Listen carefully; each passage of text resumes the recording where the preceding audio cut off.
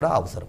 మరొక సందేహం గురువుగారు, కరీంనగర్ నుంచి ప్రియాంక గారు అడుగుతున్నారు, ఆంజనేయుడికి తమలపాకులతో పూజ ఎందుకు చేస్తారు? ఆంజనేయ స్వామి ఆరాధనలో సింధూర ఆరాధన, తమలపాకుల ఆరాధన, వడమాల ఈ మూడు ప్రధానంగా చెప్తారనమాట. సింధూరం ఎందుకు పెట్టుకుంటారు అంటే దానికి ఒక కథ ఉంది. ఎన్నో ధర్మ సందేహాలు చెప్పుకుంటూ ఉన్నాం. ఇక వారు అడిగినటువంటి సందేహము తమలపాకుల ఆరాధన ఎందుకు చేస్తారు అని. సుందరకాండలో ఒక కథ ప్రాచుర్యంలో ఉందన్నమాట.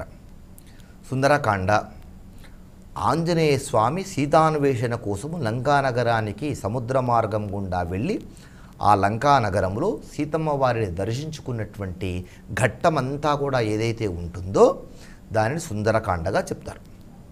అటు సీతమ్మ వారి యొక్క దుఃఖాన్ని పోగొడతాడు. రాముల వారు వస్తున్నారమ్మా అనేటువంటి విషయం చేత ఆమె అప్పటి వరకు బాధగా ఉన్నటువంటి దుఃఖం తొలగిపోయి ఆనందపడుతుంది.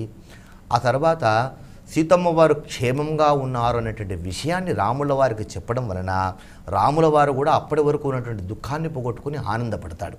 ఇరువురికి ఆనందాన్ని కలిగించినటువంటి కాండ ఇదే ఉంది కనుక దీన్ని సుందరకాండ అంటాం. కనుక రాముల వారి విషయాలు ఎన్నో సీతమ్మ వారు చెప్పిన తర్వాత సీతమ్మ వారు ఎంతో పొంగిపోయి ఆనందపడిన తర్వాత ఒక వ్యక్తిని సన్మానించాం కనుక ఎవరైతే ఒక శుభసూచకమైనటువంటి విషయాన్ని చెప్పారో వాళ్ళకి ఒక సన్మానం లాంటిది చేస్తాం కదా ఆనందంతో.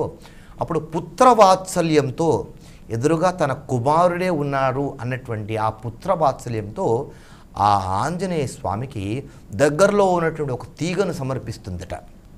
ఆ తీగ నాగవల్లి దళములతో కూడినటువంటి తీగ అని చెప్తారు. నాగవల్లి దళములు అనంటే తమలపాకులు.